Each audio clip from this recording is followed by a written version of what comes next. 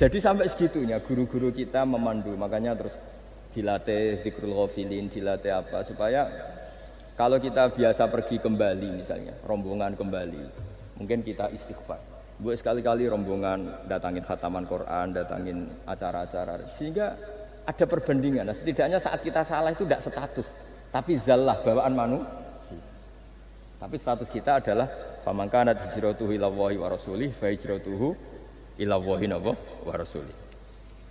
Nah, kemudian kenapa itu menjadi perilaku masif di seluruh dunia?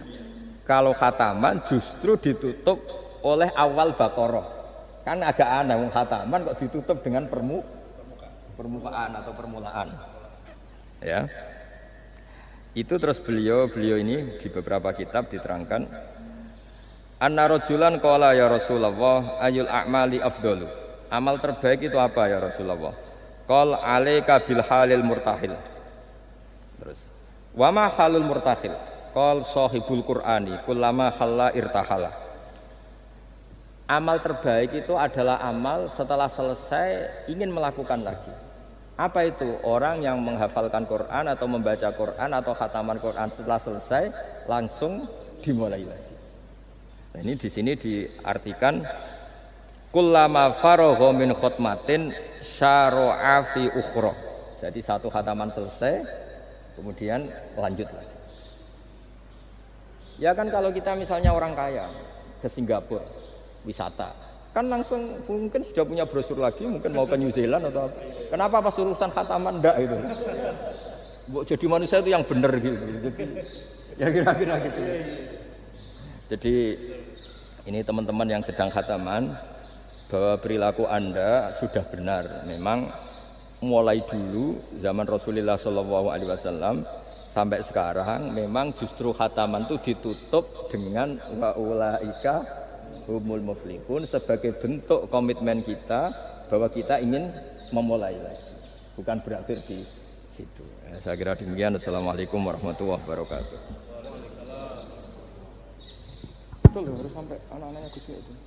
Terima kasih Gus Baha atas segala tausiahnya. Alhamdulillahirabbil alamin. Banyak hal yang bisa kita dapatkan dari tausiah beliau. Mudah-mudahan semua menjadi pijakan kita untuk terus berbuat kebaikan dan mewujudkan akhlak sebagai core value BUMN dalam keseharian kita berlandaskan Al-Quran. Untuk selanjutnya tanya jawab, mungkin panitia bisa menampilkan zoomnya dua. Yang pertama dari Aljazair, Pak Haidar yang khataman dari Aljazair, bisa ditampilkan zoomnya untuk bertanya langsung ke beliau. Kan lebih cepat kalau. Silakan Pak Haidar.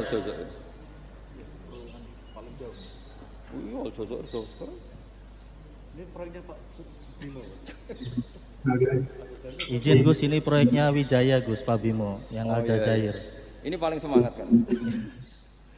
Silakan Mas Haidar dari Aljazair. Ya. Langsung saja ditanyakan ke beliau, Pak Haidar.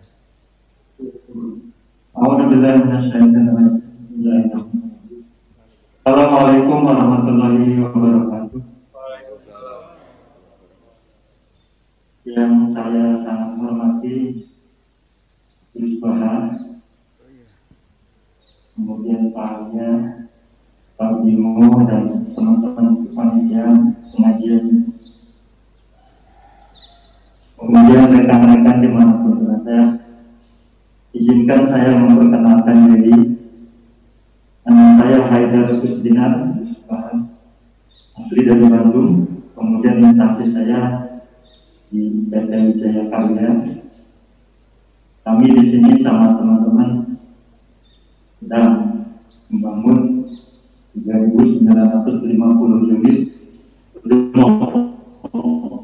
kita di Indonesia apartemen. Alhamdulillah kami semua berada dalam kondisi sehat walafiat. Walaupun kondisi pandemi ini sudah dari turunan. Kan ini agak lambat sampainya. Alhamdulillah tim kami sekitar 103 orang dan kami bagi kemarin dari hari Senin dan mulai geladi listrik dan hari Senin tanggal 12 kami rapat terkait dengan kegiatan ini kami langsung membagi tim gimana caranya supaya rekaman ini semua bisa merasakan atau bisa semua lokasi, karena di sini ada 3 lokasi, ada di Air Depla, ada di Kemis Miliana, sama di El Haras ke barat, 4 lokasi. Alhamdulillah kami sudah rekam dan kami bagi-bagikan secara langsung. Mudah-mudahan ini membawa keberkahan buat kolektif kami, khususnya Jaya Karya, semuanya, seluruh BUMN, Adikarya, PP dan lain sebagainya. Khususnya terkait dengan yang menginisiasi, saya berdoa mudah-mudahan Allah melihatkan dengan keberadaan kita terlaksananya acara ini.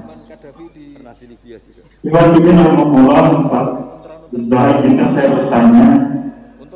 Pertama adalah, tadi sebagian sudah ada paparan khusus ternyata mengenai pertanyaan saya. Pertama adalah kiat-kiat khusus bagaimana kita bisa istiqomah dalam keadaan konsisten, Bisbah. Konsisten dalam berbuat, berucap, bertingkah laku, sehingga benar-benar terjaga keberadaan diri. Terjaga dari apa? Terjaganya adalah dari mohon maaf. Segala sesuatu yang Allah tidak diridhoi, terutama dalam keberadaan kami di sini tetap konsisten. Ada dalam rule aturan, tadi saya mencermati ada kata-kata yang luar biasa dari Gus Bahar. Salah satunya adalah jalankan aturan yang sudah benar-benar jelas.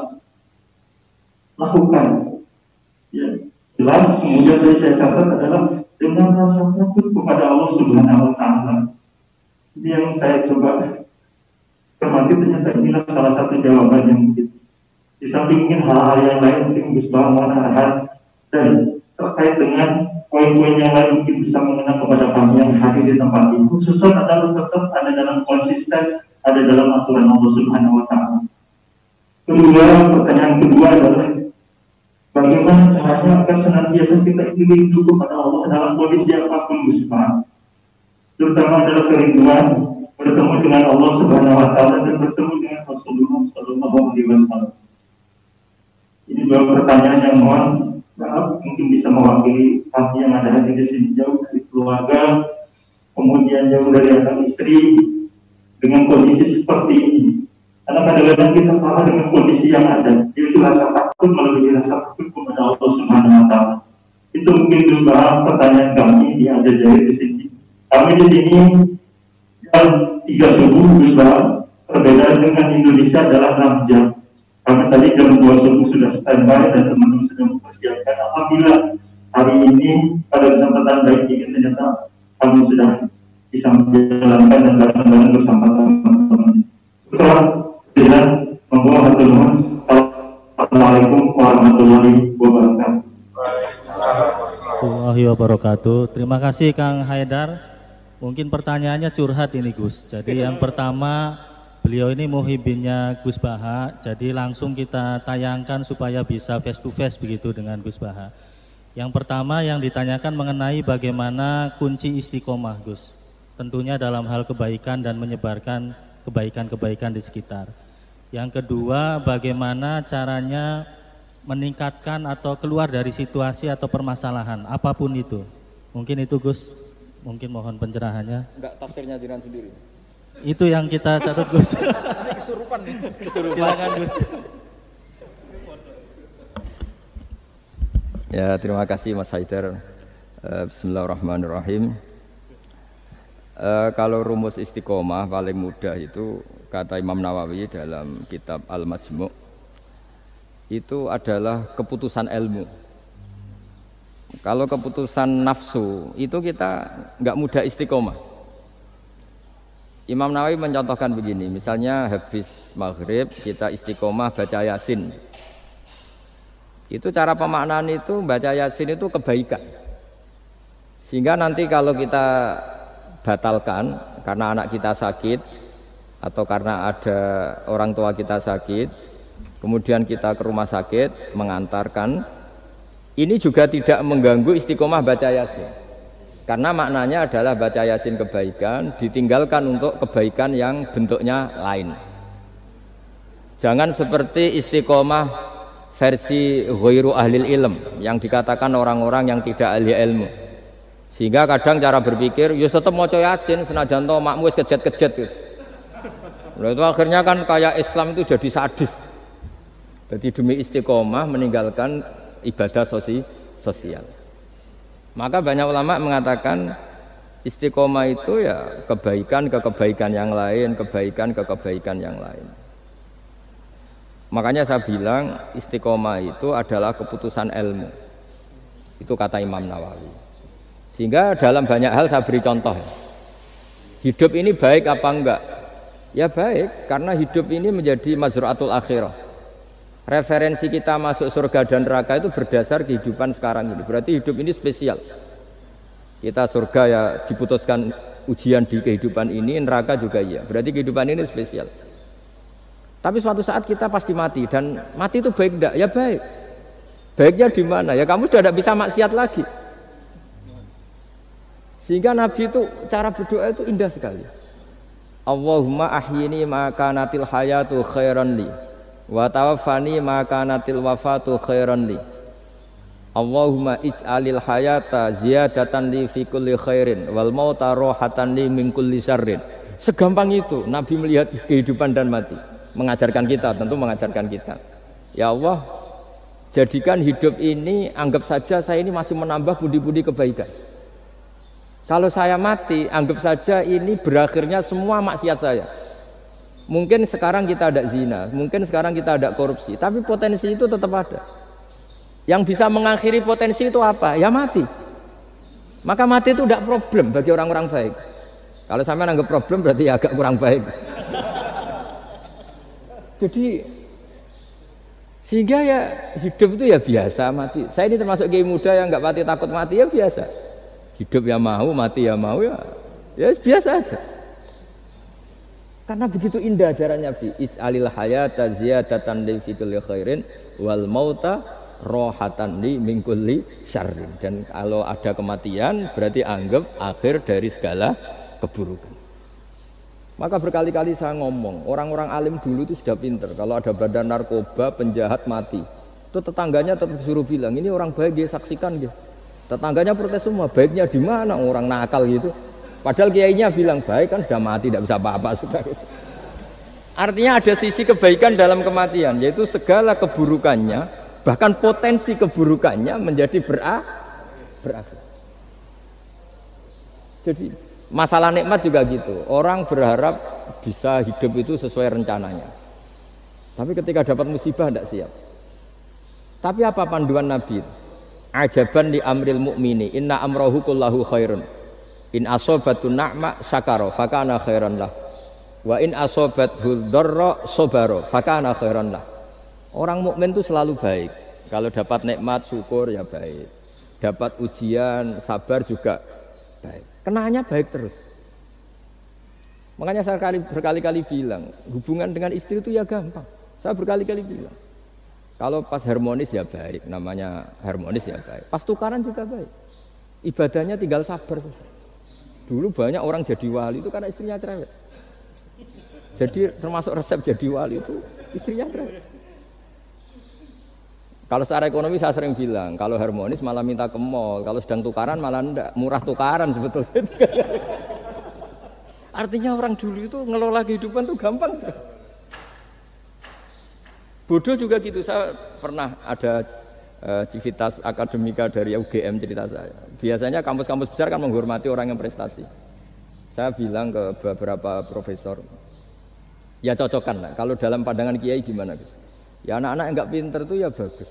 Barokahnya nggak pinter masuk desa-desa tertinggal, akhirnya menghidupkan di desa tertinggal. Kalau pinter inginnya di Jerman, terus dapat beasiswa, malah kadang-kadang nggak mau pulang. Barokahnya tidak pinter mau di desa-desa terbelakang, akhirnya merata pembangunan di Indonesia. Di dunia kiai juga gitu, kadang yang alim paling jadi ketua MUI atau apalah. Barokahnya tidak alim dia di desa tertinggal, kelasnya pendiri masjid. Artinya kalau dalam pandangan Islam itu semua itu ada hikmahnya. Jadi Allah bikin orang ada yang bodoh itu sudah direncanakan. Barokahnya bodoh itu mau di desa terbelakang. Kalau enggak bodoh enggak mau dia. Ya itu cara Allah untuk menyebarkan kebaikan.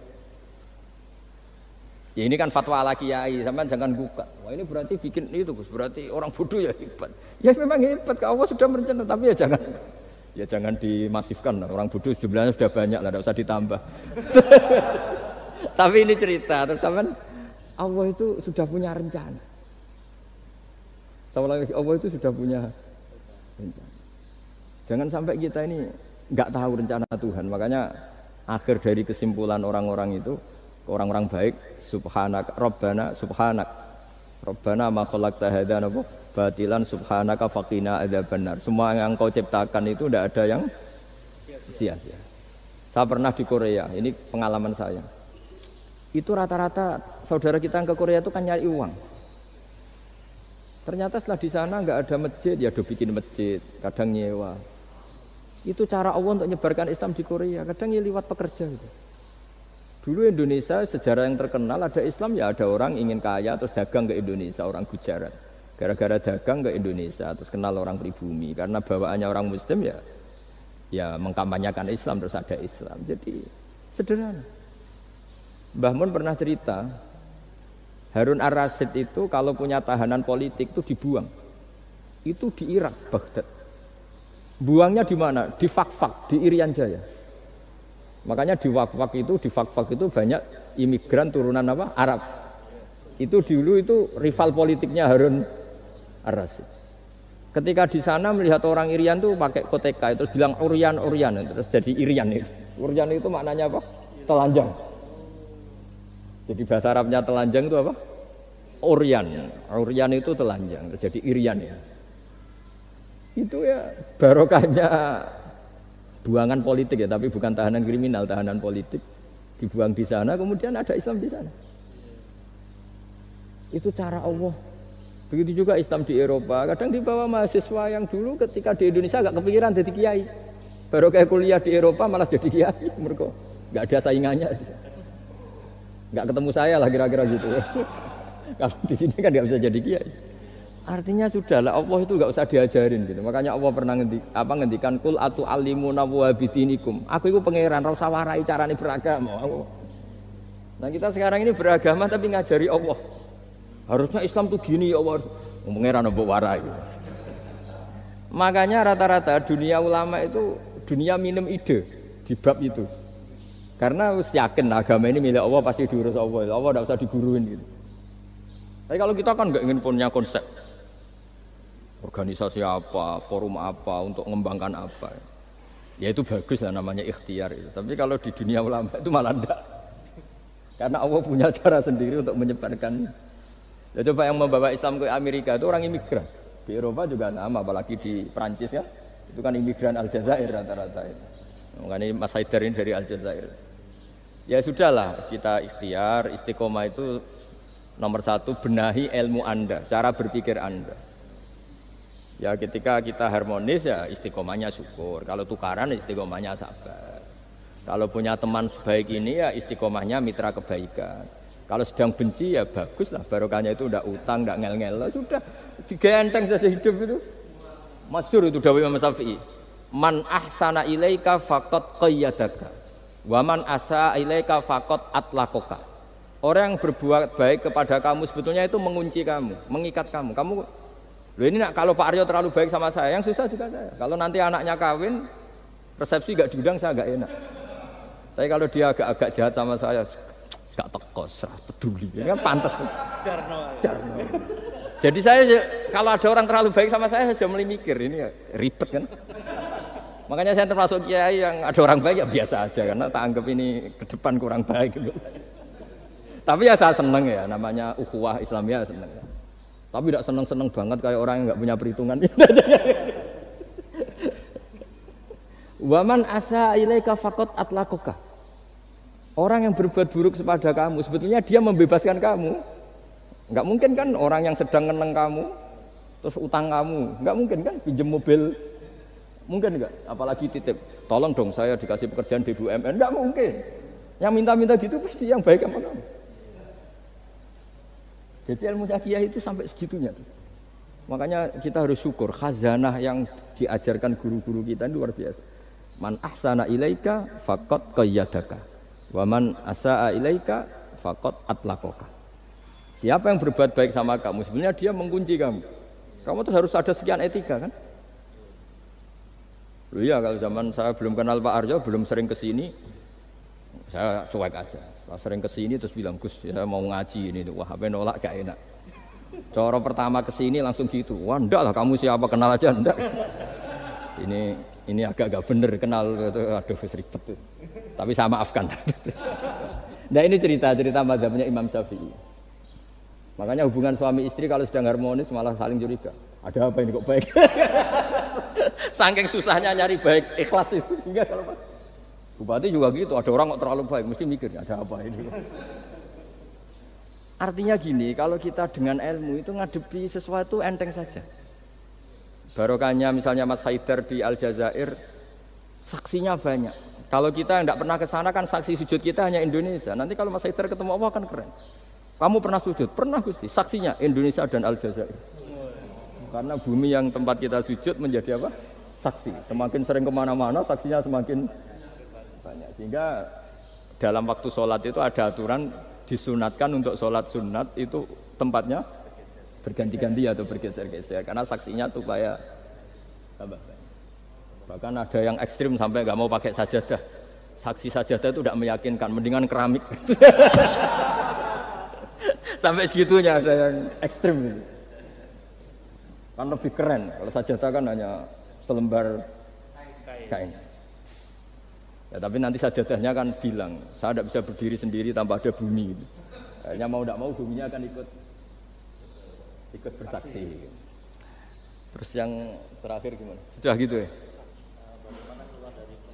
Ya tadi jadi itu kan dengan cara pandang seperti itu kan selesai sendiri. Misalnya Anda baru umpatin tetangga atau anak buah atau pimpinan kan pakai mazhab Syafi'i, bagus lah. Nah, ya tadi kalau kurang baik kan faqad atlaqu membebaskan kamu. Ya itu sudah jawaban. Wah ini moderatornya. Pak Sultan ini masalah Pak Sultan ya. Baik, terima kasih Mas Haidar. Jadi nanti kalau kurang jelas bisa diputar YouTube-nya. Yang penting kuotanya cukup dan wifi-nya kenceng begitu ya Gus ya. Terima kasih. Selanjutnya karena satu pertanyaan, satu lagi, minta tolong panitia bisa disambungkan ke yang khataman di Aceh. Sekalian aja sama yang Merauke ya. Tapi satu pertanyaan saja singkat. Jangan punya cita-cita misalnya ingin bikin masjid atau ingin bikin meskipun nggak kesampaian. Itu status Anda. Nah,